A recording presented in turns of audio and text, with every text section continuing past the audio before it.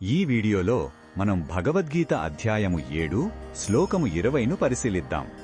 ఈ అధ్యాయంలో శ్రీకృష్ణుడు తన యథార్థ స్వరూపాన్ని, దైవిక జ్ఞానాన్ని అర్జునుడికి వివరిస్తున్నాడు. ఈ సందర్భంలో లౌకిక కోరికల ప్రభావంతో కొందరు తనను కాకుండా ఇతర దేవతలను ఎందుకు ఆరాధిస్తారో తెలియజేస్తున్నాడు. మొదటగా ఈ పవిత్ర శ్లోకాన్ని భక్తితో విందాం.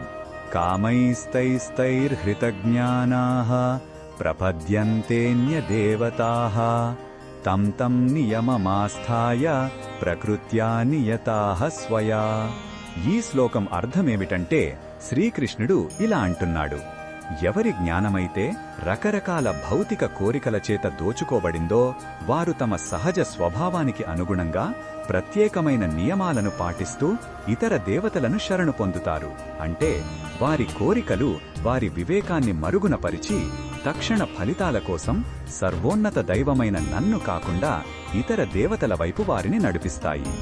ఈ శ్లోకంలో ఉన్న భావం మనకు ఏమి చెప్తుందంటే, మనసులో పుట్టే బలమైన ఆశలు మన సరైన ఆలోచనా శక్తిని ఎలా బలహీనపరుస్తాయో ఈ శ్లోకం మనకు చూపిస్తుంది.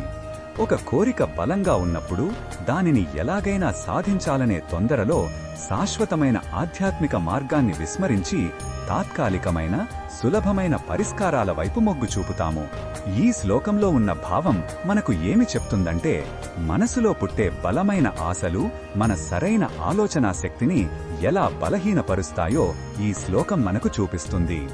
ఒక కోరిక బలంగా ఉన్నప్పుడు దానిని ఎలాగైనా సాధించాలనే తొందరలో శాశ్వతమైన ఆధ్యాత్మిక మార్గాన్ని విస్మరించి తాత్కాలికమైన సులభమైన పరిష్కారాల వైపు మొగ్గు చూపుతాము. ఇది మానవ సహజమైన బలహీనత అని భగవంతుడు మనకు వివరిస్తున్నాడు. ఈ బోధనను మన దైనందిన జీవితంలో ఎలా ఉపయోగించుకోవచ్చు అంటే, మనకు ధనం, ఆరోగ్యం లేదా విజయం వంటివి కావాలని అనిపించినప్పుడు మన ప్రార్థనల వెనుక ఉన్న ఉద్దేశాన్ని గమనించుకోవాలి. కేవలం ఆ కోరిక తీరడమే లక్ష్యంగా కాకుండా మన ప్రార్థన మనల్ని ఆధ్యాత్మికంగా ఉన్నత స్థితికి తీసుకువెళ్లాలి. కోరికలు కలిగి ఉండటం తప్పు కాదు, కానీ ఆ కోరికలకు బానిసలై మన అసలు లక్ష్యమైన మోక్షాన్ని మరచిపోకూడదు. మరిన్ని భగవద్గీత శ్లోకాల అర్థాన్ని తెలుసుకోవాలంటే మా తదుపరి వీడియోలను తప్పకుండా చూడండి.